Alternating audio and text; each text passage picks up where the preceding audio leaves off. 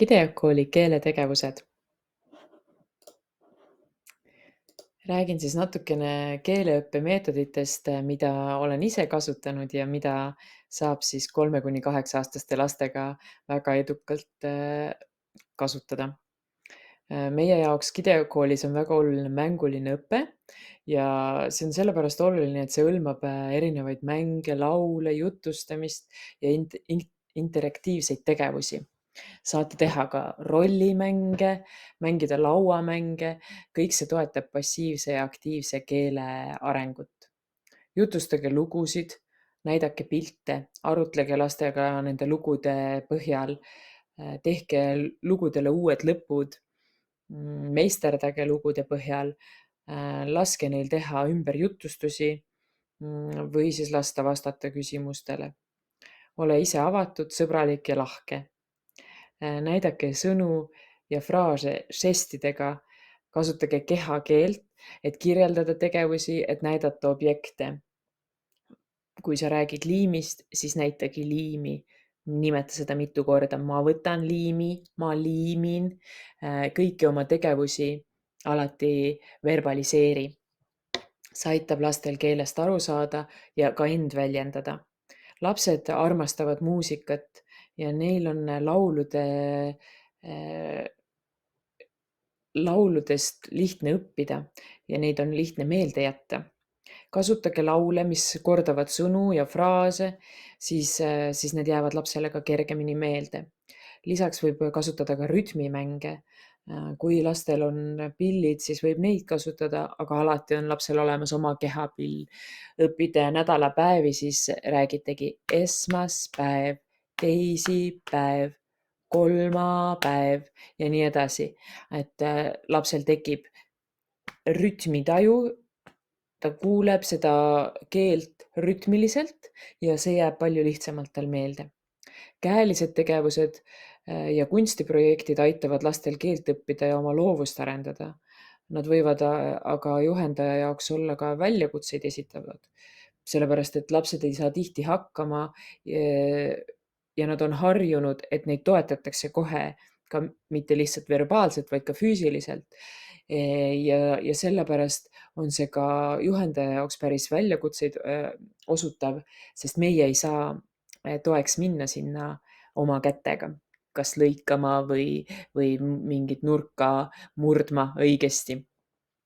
Seal tuleb jälle mängu loovus ja meie oskus rääkida. Kui laps tunneb, et ta ei saa hakkama, siis sinu kohustus on talle selgeks teha, et see ongi kunst. Ta teeb täpselt nii, nagu tema oskab ja kõik, mis me oma kätega loome, on kunst. See ei pea olema ühesugune, sest see on käsitöö. Me kõik loome oma kunsti, oma nägemust. Kui ta ikkagi selle nurka viskab ja kurvastab ja pahandab, siis leidke lahendus, mis te sellest õppisite, mida saaks teha teisiti. Kas ta tahab midagi ikkagi proovida sealt edasi teha, sest tihti nad on pettunud, et nad ei saanud hakkama. Ja siis tulebki leida see põhjus, et mis seal siis täpselt on. Rääkige, et juhendaja peab vahel olema ka psühholoog ja oskama seda olukorda siis seal lahendada. Ja nagu ma ütlesin, siis me õpime alati läbi mängu. Me ei keskendu vigadele, vaid arengule. Et laps saab keelt rääkima hakata siis, kui ta tunneb end selles keeles mugavalt. Ta teab, et teda pannakse tähele ning tal lastakse olla tema ise. Esimesed teemad, mida lastega läbida, on seotud maailmaga, milles laps end ise mugavalt tunneb. Perekond, värvused, toit ja nii edasi. Meie Gideonkooli jaoks ongi oluline lapse rõõm ja tegutsemislust ning see julgus suhelda. Selle peale saame rajada tugeva keelekindluse. Esimesed teemad saab läbida väga mänguliselt. Laps näitab sulle oma autosid, sina loendad neid valju häälega. 1, 2, 3, 4. Mitu autot sul on? Loeme koos.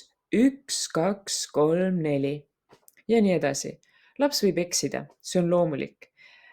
Kui ta ütleb midagi valesti, see on täiesti normaalne. Sinu eesmärk on toetada tema arengut ja julgust proovida ja katsetada.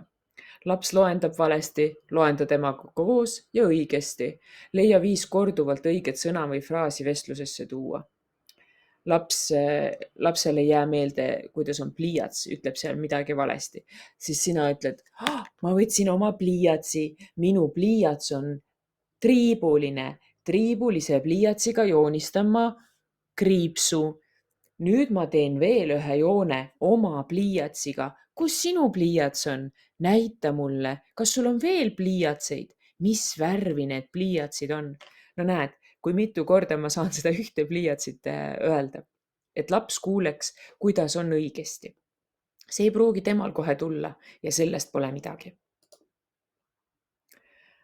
Meie jaoks on hästi oluline see, et meil on alati plaan, aga see ei pruugi käiku minna ja hea juhendaja oskab sellele vaatamata luua maagilise tunni või tegevuse. Ümber pööratud klassiruum toimib ka väga-väga hästi. Lase lastel ennast ja üksteist õpetada. Võtke aega mängimiseks ja mängulisuseks. See on hästi oluline, sest lapsed märkavad kohe, kui sa ütled neile, et ma ei teadnudki seda, räägi mulle rohkem, siis nad märkavad seda ja tahavad ollagi sinu õpetajad, sulle seda lisatuge pakkuda ja see on väga vahva. Meie tegevused ei näe välja kui koolitunnid. Me mängime, jutustame, meisterdame, liigume. Kõige selle keskel on aga oluline meeles pidada enda eesmärki, mis on antud grupi või lastega seatud. Kui soov on selgeks saada värvused, seadke oskuslikult üles erinevad tegevused, kus saab värvuseid kasutada. Laps tahab peitust mängida? Väga hea. Teda otsides lisa peidu kohale alati värvus juurde. Kas sa oled valge voodi all? Kas sa oled rohelise kardina taga? Ja nii edasi. Vahel ütle värvuseid valesti ja vaata, mis juhtub. Võib-olla tal ei olegi oranži kardinat või vaipa, mille all ta võiks peidus olla. Ja see toob alati nalja juurde. Perekond on lastel alati huvitav teema, mida arutleda. Joonistage sugupuu ning pange puule ronima ka lapse lemmikloomad või kui tal neid ei ole, siis need, keda ta tahaks, et tal oleks. Või siis puu alla asjad, mis on lapsele olulised. Üks lihtne puu saab olema palju-palju maagilisem tänu sellele, et laps lisab sinna oma pereliikmetele lisaks ka olulisi asju, mis on tema jaoks tähtsad. Vaadake lastega enda kehadele otsa. Kas kõigil on 2 kõrva? Minul on 1. Ja ongi 2. Nii, aga sõrmed? 1, 2, 3, 4, 5. Mul on 5 sõrme. Teine käsi ka või? Ongi, mul on 10 sõrme. Mitu sõrme sinul on? Aga nüüd, kus on küünarnukk?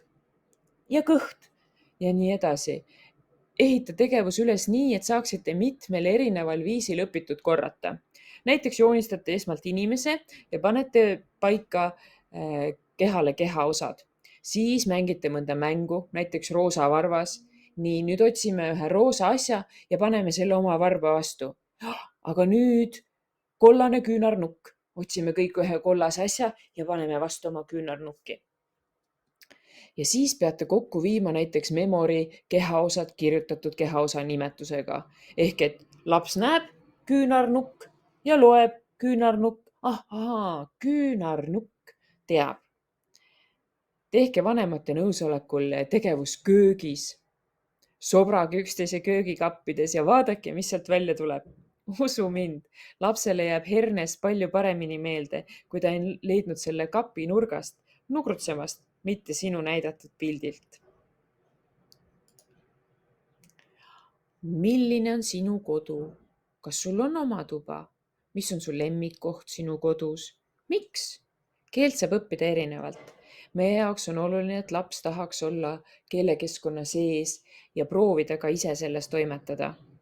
Tema lemmikkoht on laua all, siis ronige koos laua alla. Võta oma arvuti ja saad sina ka laua alla minna, et tunda, et kas see ongi võib-olla ka sinu lemmikkoht sinu kodus. Või kui sinu lemmikkoht on hoopis köögis või magamistoas, vii laps sinna näita talle, mis sul seal on.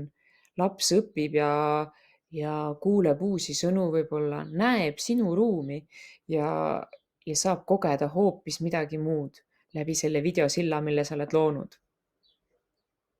Mis saaks olla parem, kui rääkida tuttavatel ning olulistel teemadel, tehes tutvust Eesti tähtedega, hääldustega, tutvuge iga tähega eraldi. Otsige sõnu, mis sellega algavad ja lõppevad. Joonistage täheloomi ja mõelge välja muinasjutte. Loodus on meil üle maailma väga erinev. Minge akna juurde ja kirjeldage, mida näete. Laske lastel seda sama teha. Olenevalt keele tasemest saad nii toetada etteantud sõnade ja fraaside või toetavate küsimustega.